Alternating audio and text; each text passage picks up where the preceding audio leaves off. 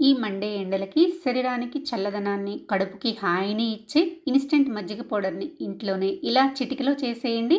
ఈ పౌడర్‌ని 5, 6 నెలల వరకు స్టోర్ చేసుకోవచ్చు. ఫ్రెష్‌గా అయినా వారానికి ఒకసారి ఇలా తయారు చేసుకొని పెట్టుకోండి.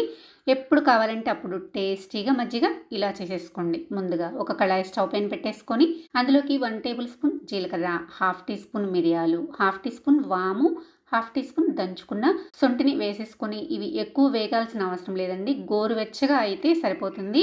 ఇప్పుడు వీటిని ఒక మిక్సీ గిన్నెలోకి వేసుకొని తగినంత ఉప్పు వేసుకొని ఇలా మెత్తగా పౌడర్ చేసుకొని ఇలా ఒక డబ్బాలో స్టోర్ చేసుకుని పెట్టుకున్నారంటే ఎక్కువ రోజులు నిల్వ ఉంటుంది.